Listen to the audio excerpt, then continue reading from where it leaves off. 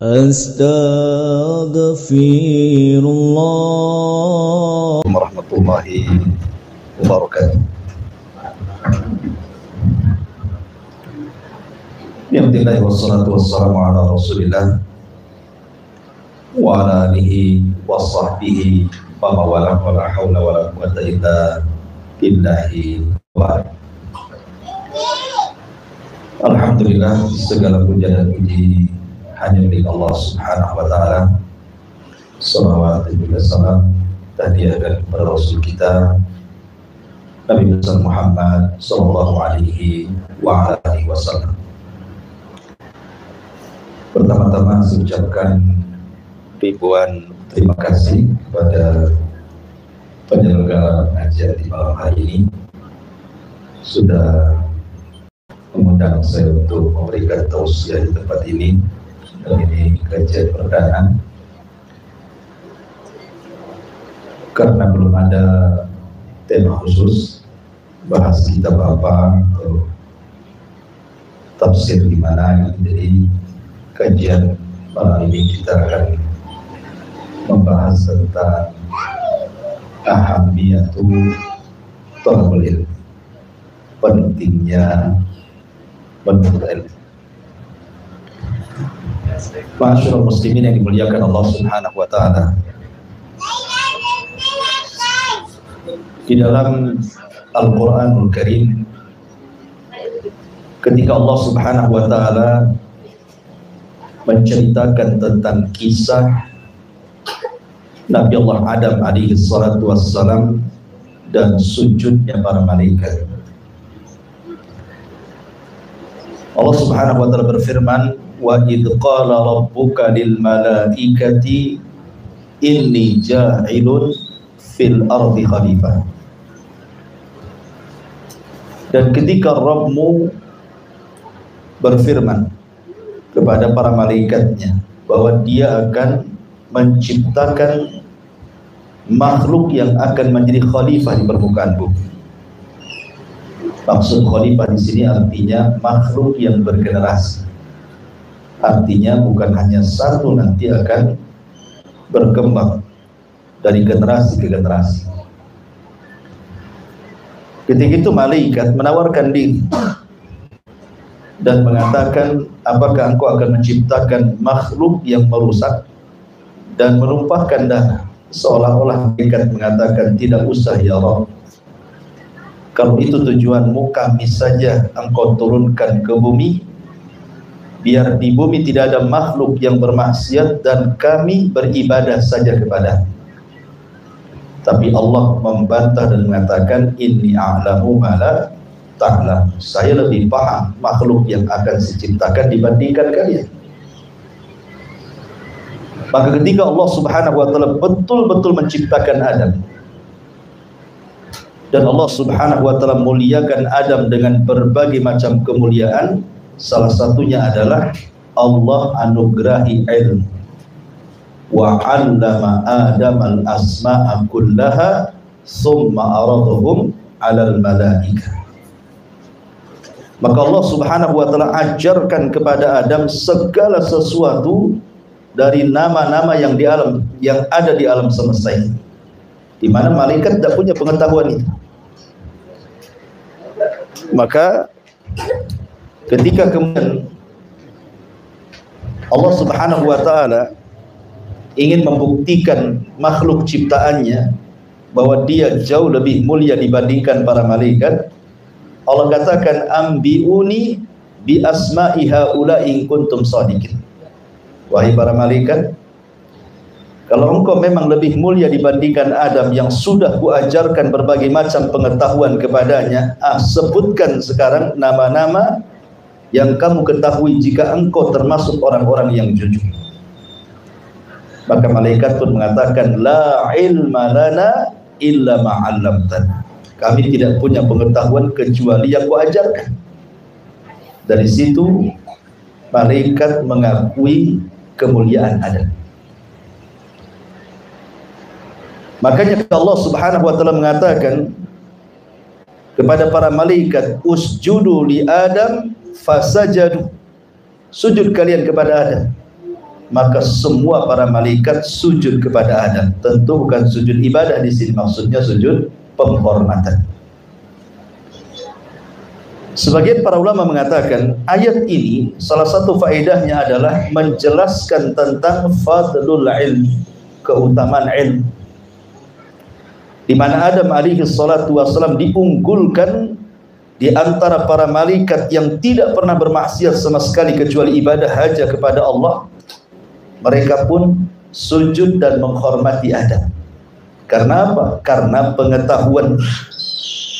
Makanya orang yang diberikan pengetahuan itu pasti dimuliakan. Bukan hanya di mata Allah saja, di mata manusia pun dimuliakan orang yang punya ilmu. Baik ilmu agama ataupun ilmu dunia.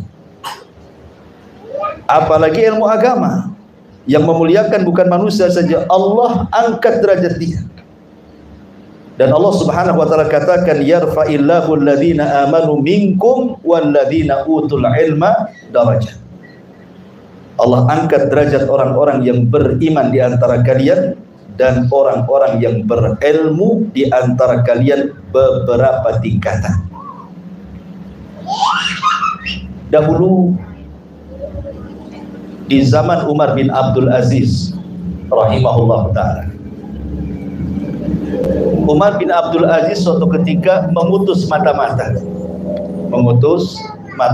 untuk apa? Mengutus mata-mata untuk memata-matai orang-orang Romawi. Ya. Jadi mata-mata ini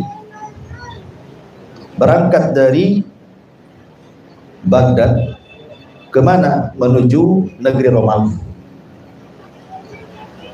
Kemudian tengah malam mata-mata ini yang diutus oleh Umar bin Abdul Aziz ini, tiba-tiba ketika sampai di negeri Romawi itu, negeri Romawi kan semuanya orang Nasrani dan orang Islam.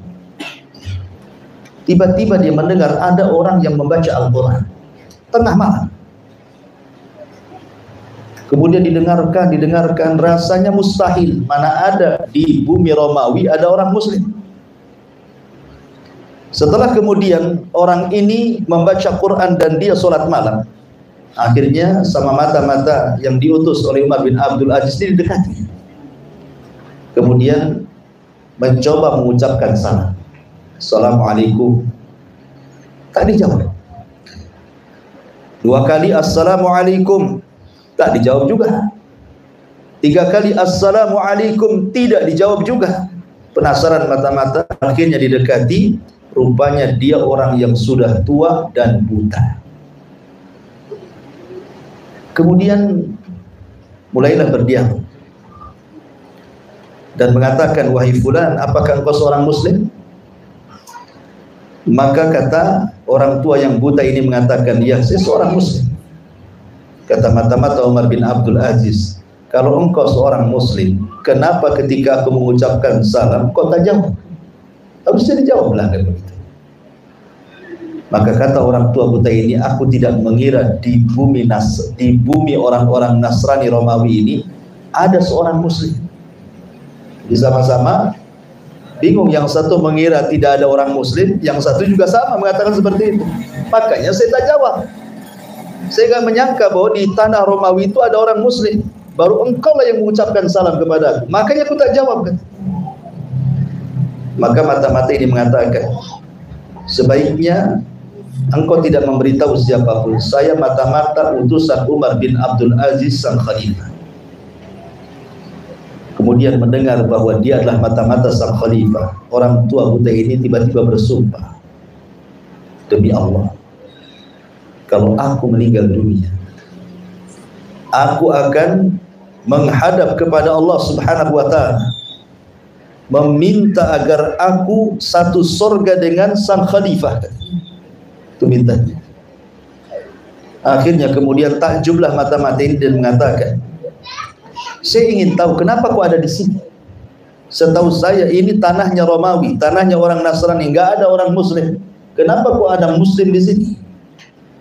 Maka orang tua buta ini menceritakan kisahnya, bahwa dia dulu mantan prajurit, diutus oleh khalifah untuk menyerang Romawi, kemudian tertawan, dan dia seorang hafizul Quran. pakar Quran, hafal Al-Quran. Kemudian ketika aku tertangkap oleh orang Romawi, sama orang Romawi dipaksa untuk murtad jadi Nasrani, aku pun tak. Kemudian mereka membuat pilihan murtad ataupun congkel matanya. Tapi aku tetap tidak mau murtad. Terpaksa akhirnya mereka pun membutakan kedua mata. Setelah itu mereka mengutus ke tempat ini. Aku diasingkan oleh mereka dan aku hanya bisa makan satu hari itu hanya dapat jatah satu roti saja. Setiap hari seperti ini. Sehingga aku habiskan waktu-waktuku hanya untuk qiyamul lail, membaca Quran, berzikir, apa yang harus aku lakukan? Tawanan. Kemudian mata-mata ini mengatakan, baik, saya akan laporkan perkara ini kepada Umar bin Abdul Aziz supaya kau bebas. Berangkatlah kemudian mata-mata ini pulang, melaporkan tentang kisah orang buta ini kepada siapa? Umar bin Abdul Aziz. Marah Umar bin Abdul Aziz. Akhirnya dia mengirim surat. Kemudian surat itu ditujukan kepada pemimpin Romawi dan mengatakan, ada satu prajurit yang hafal Quran, yang kau tawan, yang kau siksa, yang kau butakan matanya. Bebaskan dia, hantarkan dia kemari, atau kuhancurkan oleh diriku, berawal dari pasukan yang ada di tempatmu dan berakhir dengan pasukan yang ada di tempatmu, katanya. Ketakutan Raja Romawi itu. Baca surat Umar bin Abdul Aziz, gemetar dia. Akhirnya kemudian dia perintahkan prajuritnya, cari itu orang tua buta si muslim itu, katanya. Balikkan dia kepada Umar bin Abdul Aziz. Dicarilah oleh prajurit itu. Pas ketemu, rupanya sudah meninggal. Makin takutlah kan gitu. Cemana ini sudah meninggal, tidak mungkinlah jasadnya kemudian dihantar. Nanti kalau sampai dibunuh, makin marah Umar bin Abdul Aziz. Akhirnya kemudian dia ngomong sama pembawa surat Umar bin Abdul Aziz, ini gimana ini? Demi Allah kami tidak membunuhnya, dia mati sendiri, katanya. Gitu. Mungkin dia kelelahan, kecapean karena ibadah, mungkin dia mati sendiri. Bukan kami yang membunuhnya. Bilang sama Umar bin Abdul Aziz, bukan kami yang membunuhnya. Akhirnya kemudian ya sudah, kata yang membawa surat itu, nanti saya sampaikan. Tapi tolong mandikan, kafani dia dengan baik, masukkan ke kendaraan biar aku bawa balik. Akhirnya dimandikan, dikafankan, dimasukkan ke kendaraan, dibawa pulang lagi ke Umar bin Abdul Aziz. Kemudian ketika Umar bin Abdul Aziz melihat jenazahnya, dia tanya kepada mata-matanya, ada enggak pesan-pesan ketika kau berjumpa dengan dia? Maka mata-matanya mengatakan, demi Allah dia pernah mengatakan, bersumpah wallahi, kalau aku dihadapkan kepada Allah, maka aku ingin satu surga bersama Umar bin Abdul Aziz. Hanya itu yang saya dengar. Akhirnya kemudian kata Umar bin Abdul Aziz, insya Allah kalau aku masuk surga, dia pun masuk surga, aku akan berdoa kepada Allah agar aku satu surga dengan dia. Subhanallah, ya. Bagaimana sang khalifah memuliakan ilmu, karena orang ini sudah memuliakan Al-Quran, maka dia dimuliakan di mata khalifah dan tentunya akan lebih mulia lagi di mata Allah. Begitulah Allah angkat derajat orang-orang yang beriman dan derajat orang-orang yang berilmu. Dahulu di zaman Abu Hanifah, Abu Hanifah itu punya murid namanya Abu Yusuf. Abu Yusuf ini seorang qadhi pada kerajaan Harun ar-Rasyid rahimahullahu ta'ala. Jadi Abu Yusuf ketika kecil ini anak yatim, orang miskin, dan dia selalu membantu ibunya di pasar. Kalau tidak dibantu, maka mereka akan susah makan.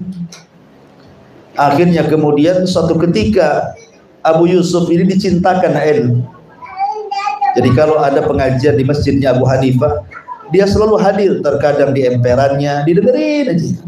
Jadi ketika Abu Hanifah melihat, ada anak kecil di emperan masjid, ngapain itu? Nah ditanya, saya ingin belajar. Kata Abu, masuk saja. Karena melihat kesungguhannya, maka Abu Hanifah pun menyuruh agar Abu Yusuf masuk di majelisnya. Ya. Lah, pada satu hari, rupanya dia tidak membantu ibunya. Harusnya dia ke pasar, dicari sama ibunya. Rupanya dicari-cari, ada pula di masjid Abu Hanifah sedang belajar, dijewer anak itu, dibawa balik. Kerja kamu, katanya. Ngapain kau di sini? Subhanallah. Lah ketika kemudian hendak diambil oleh Abu Hanifah, dibawa bekerja ke pasar itu, datang Abu Hanifah dan mengatakan kepada ibunya, ya Ummah, biarkanlah anakmu Abu Yusuf ini belajar di sini. Apa kata ibunya? Engkau sudah merusak anakku, katanya.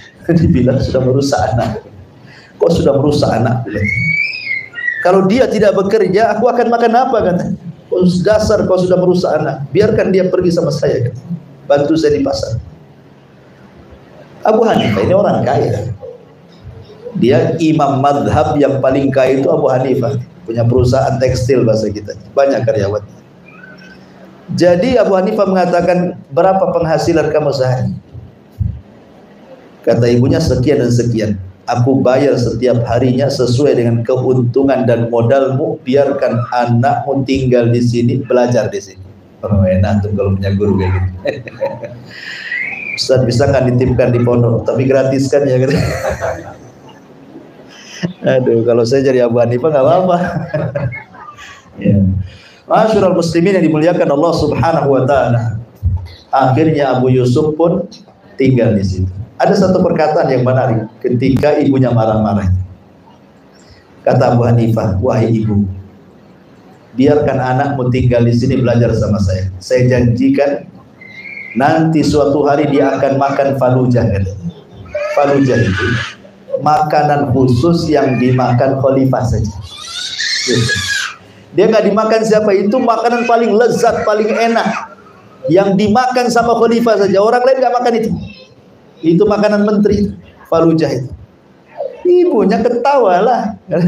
Ki orang miskin makan falujah dari mana, kata ibunya ini. Ngayal saja Abu Hanifah ini, katanya. Akhirnya ketika betul-betul Abu Yusuf belajar kepada Abu Hanifah, lama-lama digembleng sampai kemudian menjadi murid pilihan Abu Hanifah, menyerap semua ilmu Abu Hanifah, diambil oleh Abu Yusuf. Setelah Abu Yusuf kemudian cerdas, dikenal keilmuannya, tertariklah Harun ar-Rasyid mencari seorang qadhi, seorang hakim agung. Akhirnya meminta kepada Abu Hanifah, bagaimana kalau seandainya kau kirim muridmu untuk jadi qadhi di kerajaan. Kata Abu Hanifah, ada muridku yang cerdas, ambillah dia. Akhirnya Abu Yusuf pun dijadikan qadhi oleh Harun ar-Rasyid. Ketika ada perkumpulan para menteri di istana Harun ar-Rasyid, Harun ar-Rasyid itu walaupun khalifah, dia hormati ulama. Maka diundanglah kemudian siapa? Abu Yusuf, dan didudukkan di samping. Ya, namanya majelis raja, pasti keluar tuh makanan enak. Gitu. Rupanya keluar pula makanan falujah itu. Ketika Abu Yusuf melihat falujah itu, bukan dimakan, ketawa dia. Ketawa, asik ketawa dia. Kata khalifah, kenapa kau tak makan? Makan. Kenapa kau tertawa? Nggak enak ya, katanya. Kata Abu Yusuf, subhanallah. Akhirnya ceritakan dia sama Harun ar-Rasyid. Masa ketika belajar dari awal sampai akhir diceritakan bahwa ibunya pernah marah-marah ketika dia masih kecil. Kata Abu Yusuf, kata Abu Hanifah, biarkan dia belajar kepada aku. Kujanjikan dan kupastikan anakmu nanti makan falujah. Subhanallah, Abu Hanifah tidak melihat dengan matanya. Abu Hanifah melihat dengan firasat. Dia punya firasat. Ya. Dan hari ini kejadian ucapan Abu Hanifah, aku makan falujah. Maka kata Harun ar-Rasyid, demi Allah, Allah telah mengangkat siapapun yang dititipkan ilmu kepadanya. Siapa yang tidak kenal Abu Yusuf? Seorang ulama besar, ya, mazhab Hanafi, pengganti Abu Hanifah. Ma'asyiral muslimin yang dimuliakan Allah Azza wa Jalla, menunjukkan apa? Kemuliaan ilmu, mengangkat semuanya. Bahkan ada cerita lagi yang lebih hebat lagi. Siapa tidak kenal seorang alim namanya Atha ibn Di'amah? Itu ulama Mekah, ulama dunia, satu dunia belajar sama Atha di zamannya. Atha ibn Di'amah. Atha bin Abi Rabah. Jadi Atha ini oleh Allah Subhanahu wa taala diberikan ujian berupa cacat fisik. Matanya buta sebelah, hidungnya belesek ke dalam, bukan pesek. Kalau pesek masih mendingan, ini belesek ke dalam. Ya. Sudah buta sebelah, hidungnya belesek gitu ya, ke dalam, rata jadinya mukanya ya. Kemudian tangannya setruk, tidak bisa digerakkan, kakinya pula pincang, dan dia seorang budak berkulit hitam. Bayangkan, banyak cacatnya. Sudah budak, kulit hitam, buta sebelah, hidungnya belesek gitu ya, kemudian tangannya pula tidak bisa digerakkan, kakinya pula pincang. Tetapi Allah angkat dia karena ilmu. Ketika tuannya memerdekakan dia, dia menangis. Kenapa? Tuannya memerdekakan, ialah budak cacat, apalah yang mau diharapkan dia? Dimerdekakan sama tuannya, menangis lari sama ibunya. Menunjukkan bahwa tidak semua budak dimerdekakan itu senang. Ada budak yang tak mau dimerdekakan, sebab apa? Ada yang ngasih makan tuannya. Kalau dimerdekakan kan hidup sendiri, gimana cari makannya? Dia menangis sama ibunya. Tapi ibunya wanita yang berakal. Dia mengatakan, wahai anak, sudah kalau begitu tinggallah kau di Masjidil Haram. Nanti di situ banyak orang kasih makan. Di situ banyak para ulama. Kau bisa belajar sama mereka. Akhirnya betul-betul Atha ini tinggal di masjid itu, Masjidil Haram. Waktu itu penuh dengan ulama. Di zaman itu semua ulama tumpahlah di masjid itu. Subhanallah. Dia hanya bisa belajar lewat pendengaran. Cemana mau nulis, tangan pun setruk, nggak bisa tangannya digerakkan, mata pun buta sebelah. Jadi dia hanya belajar lewat telinga saja, mendengar disimpan, mendengar disimpan. Ketika dia sudah berpuluh-puluh tahun tinggal di masjid itu, ulamanya pun satu persatu meninggal dunia. Ketika sudah tidak ada ulama lagi di masjid itu, semua ilmunya diserap oleh Atha. Maka dari satu dunia semua belajar kepada Atha. Jadi kalau ada musim haji datang, orang-orang mengatakan di sini tidak ada mufti yang lebih hebat dibandingkan Atha. Ketika itu sang khalifah datang, Sulaiman ibn Abdul Malik, dengan dua anaknya haji. Ya, karena kerajaan kan pusatnya di Basrah ketika itu, Baghdad. Haji itu Sulaiman ibn Abdul Malik. Kemudian dia mendengar ulama, kebesaran ulama besar di Mekah ini. Dia suruh anaknya belajar selama musim haji itu. Setelah ketika selesai belajar dan mau pulang karena sudah selesai haji, maka Sulaiman ibn Abdul Malik ngomong sama anaknya, kamu tidak boleh meremehkan ilmu. Bapak memang seorang khalifah, tapi tidak pernah bapak merasa rendah kecuali di hadapan orang ini. Lihat, sudah hitam, buta sebelah, rata, setruk, tapi bapakmu lebih hina dibandingkan dia. Maka dia mengatakan kepada anaknya, kamu jangan macam-macam, betul-betul kau belajar. Pertanyaannya, siapa yang mengangkat derajat ulama ini yang cacat ini? Kalau bukan karena ilmu. Kalau dia tidak punya ilmu, siapa yang menghargai dia?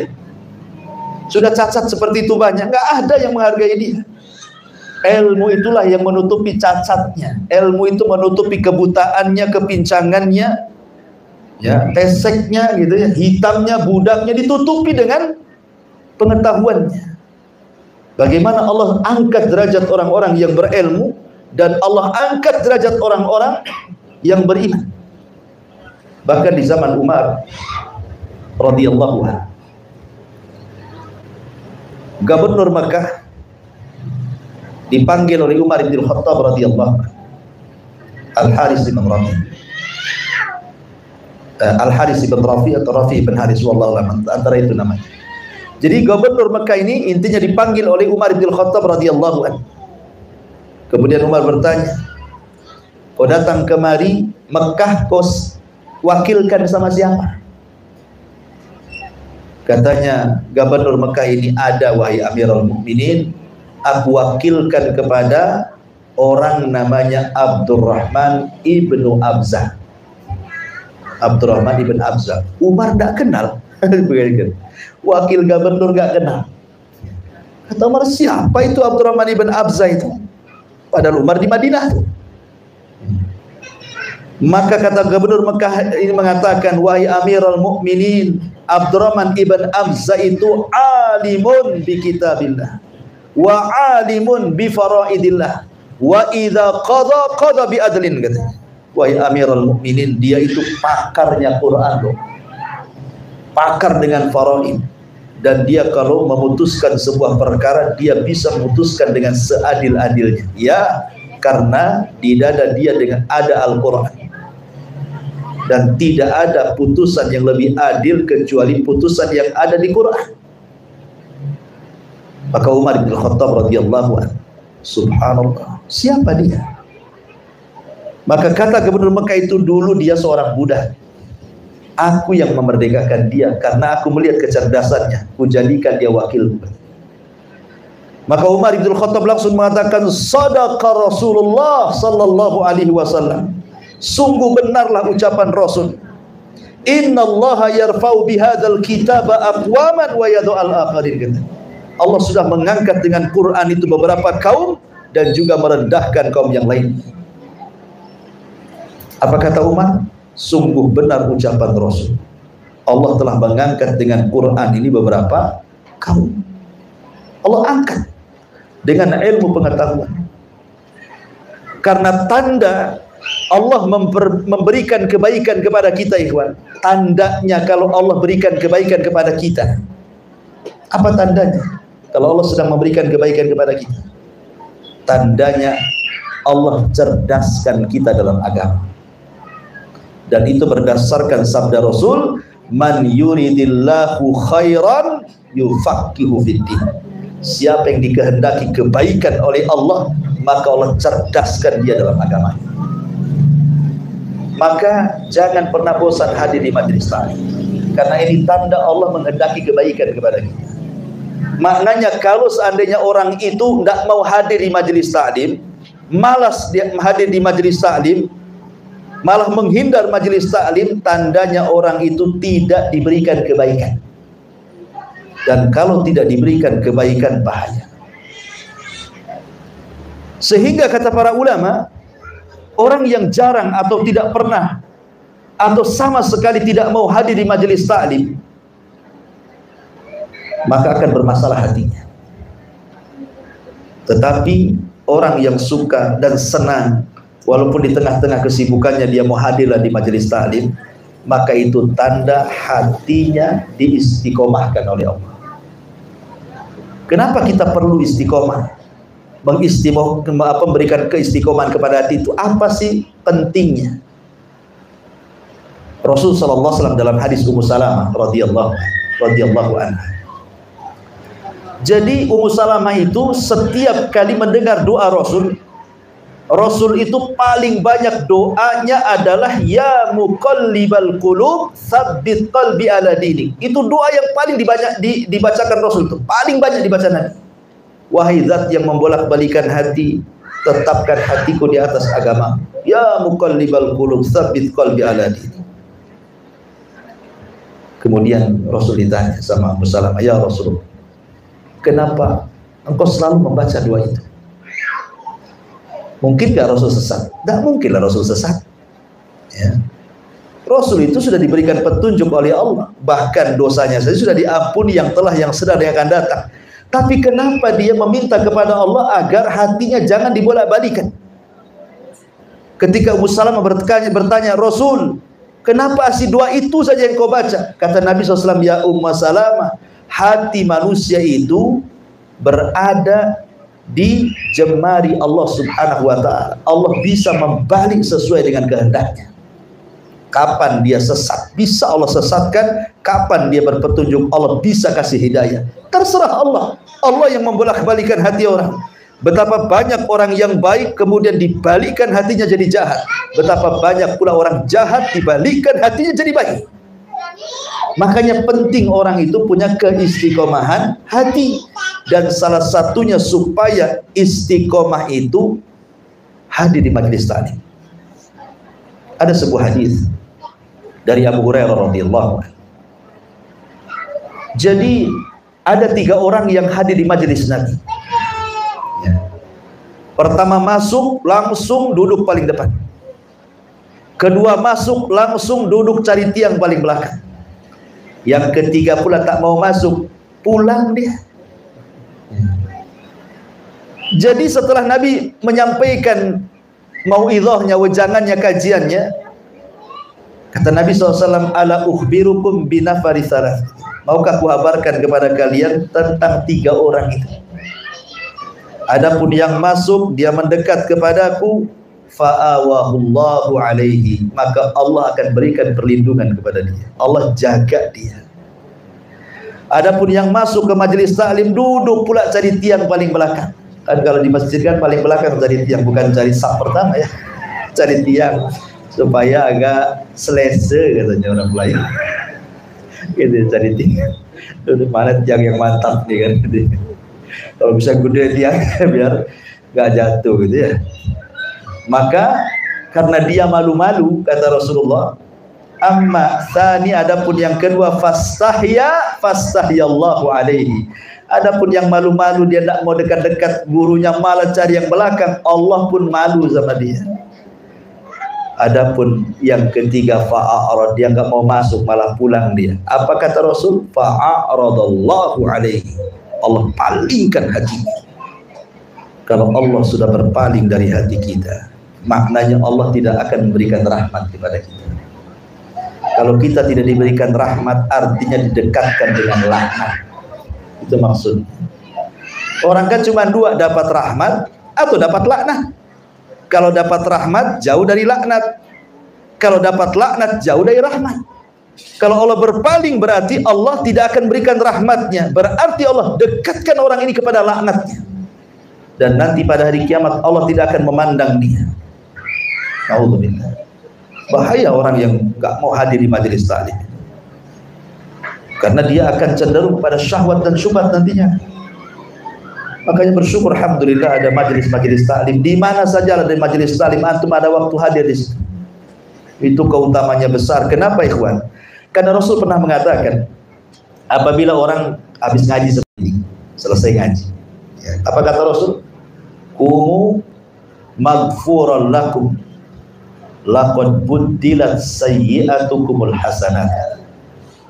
Berdirilah kalian, bubar kalian, karena dosa-dosa kalian sudah diampuni, di mana keburukan kalian sudah diganti dengan kebaikan. Lihat kata Rasul. Jadi orang kalau bermajelis taklim sampai selesai ngaji, kemudian bubar pulang, kata Rasul, kumu maghfuran lakum, pulanglah kalian. Kenapa? Allah sudah ampuni dosa kalian. Bahkan bukan hanya itu saja, Allah ganti keburukan kalian dengan kebaikan kalian. Jadi semata-mata antum hadir di majelis taklim, itu sudah diampuni dosanya. Kita aja paling susah mau istighfar setiap hari itu. Padahal dosa sudah jelas, hari-hari kita berbuat dosa.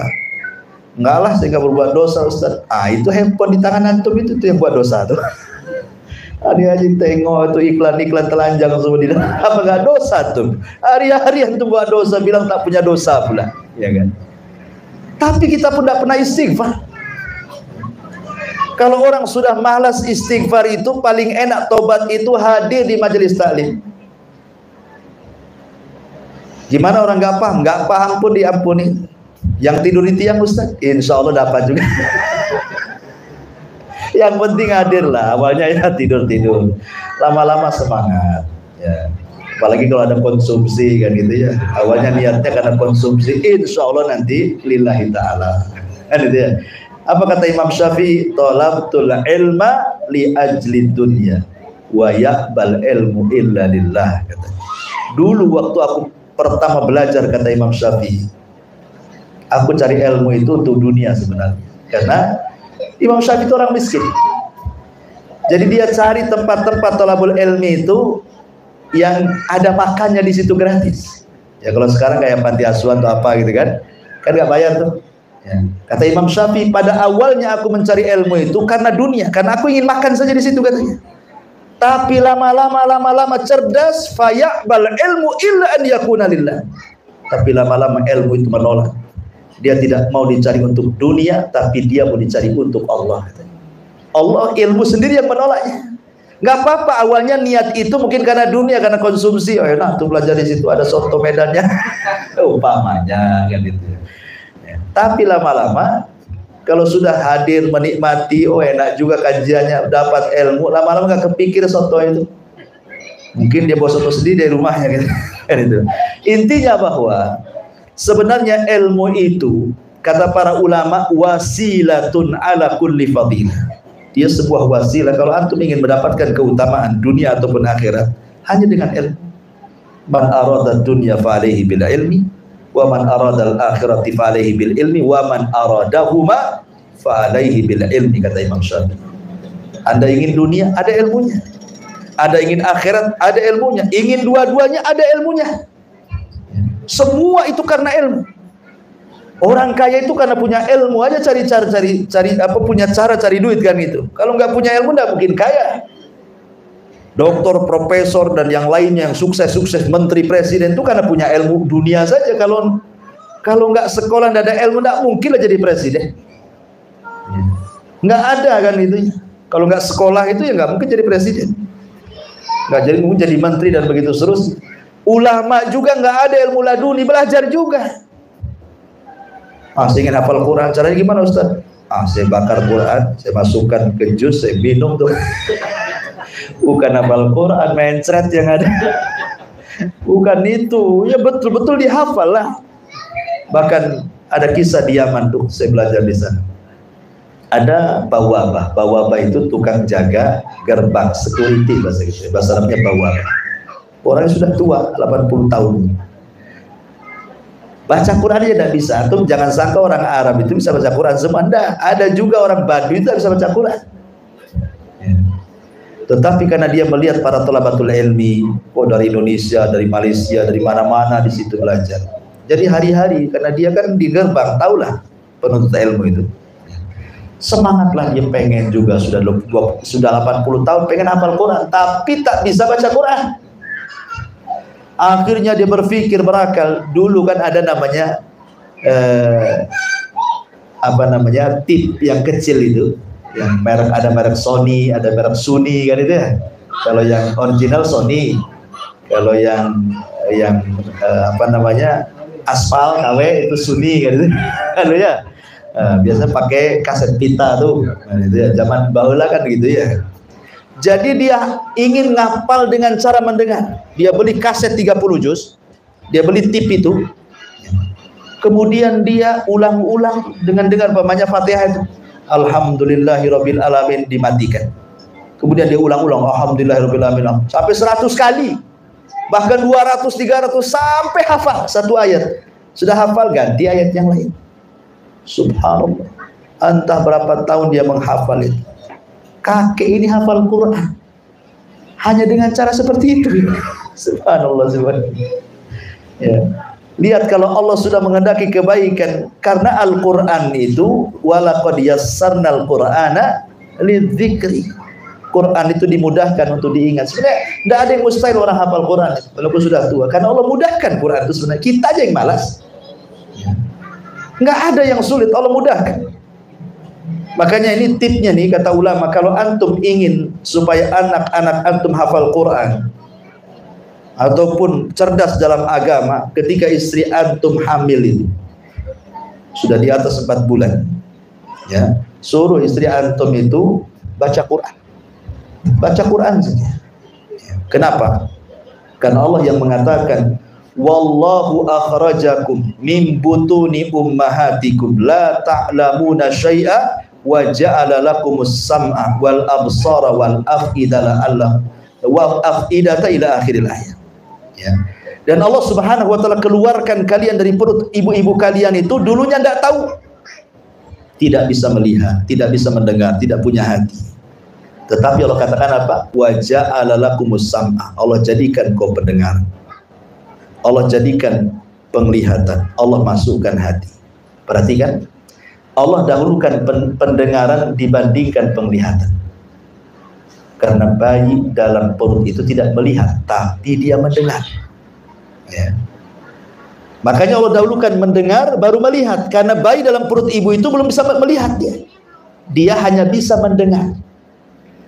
Tanya dokter. Jadi bayi itu di perut sudah dengar dia. Makanya hati-hati nih mak-mak nih kalau lagi hamil dia gibah, lahir ya anaknya tukang rumpi lah. Gitu maksudnya.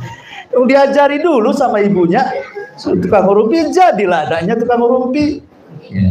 Tapi kalau ibunya baca Quran terus, itu udah dengar tuh si bayi itu.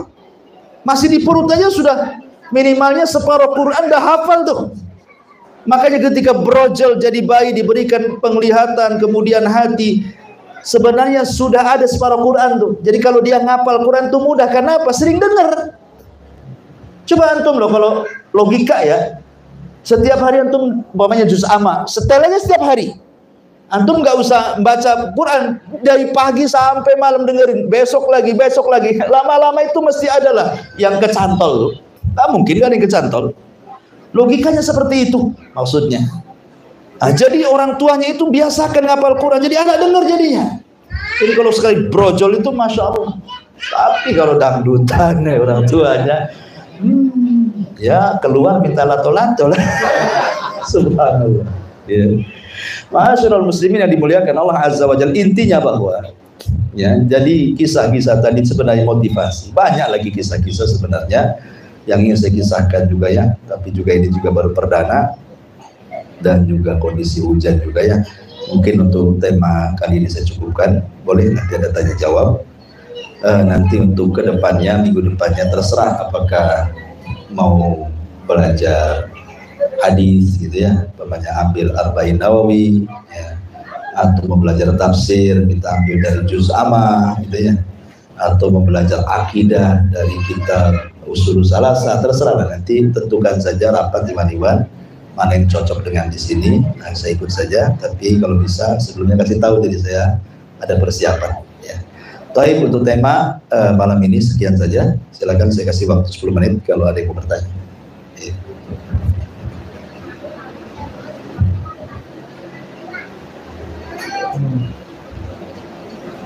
Ada? Mama mungkin mau tanya.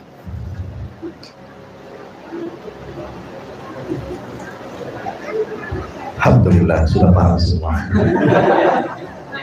Iya, silakan. Waalaikumsalam. Mungkin kami di sini perdana ingin buat taklim Ustaz. Kami juga minta doa Ustaz biar kami istiqomah untuk mengikuti kajian ini. Iya. Yang kedua, kami minta nasihat apa masukan juga dari Ustaz juga ya, karena kita masih ada yang baru yang apa kan. Jadi kita itu kita pendapat juga kita apa yang kita apa dari dasar itu ya. Ya kalau memang mau tafsir itu memang dia mencakup semuanya. Kalau kita mau ngambil tafsir juz amma itu ya akidah yang masuk di situ, kadang-kadang fikih juga ada di situ, sejarah ada di situ. Kalau ingin lengkap ambil tafsir, karena tafsir itu dia kemana-mana, ya kan. Tapi kalau fikih ya fikih saja, ya kan. Akidah ya fokus akidah saja. Kalau pengen yang ada pengetahuan lebih luas, boleh kita ambil tafsir juz amma ya untuk sementara. Setiap pertemuan satu surat kan 30 juz, kan lama juga lah kan itu. Ya boleh juga tafsir Quran, atau mungkin kalau mau hadisnya yang hadis-hadis berkaitan dengan akhlak, fikih, akidah, ya mungkin paling dasar ya pakai Arba'in Nawawi. Ya, itu mungkin mencakup semuanya juga kalau hadisnya. Ya. Tapi kalau ingin akidah ya boleh juga kitab tauhid gitu ya. Ya terserah sih, ya itu antara itu saja. Nanti kumpul antum lah, bukan saya pula yang putuskan kan. Nanti saya putuskan kecewa pula tak mau ngaji nanti. Saya mau hadis, Ustaz tafsir pula, males saya deh. Bahaya nanti. Nah, sampai di sini, mudah-mudahan ada manfaatnya. Subhanallah bihamdika, asyhadu an la ilaha illa anta astaghfiruka wa atubu ilaik. Allahu ta'ala. Assalamualaikum warahmatullahi wabarakatuh.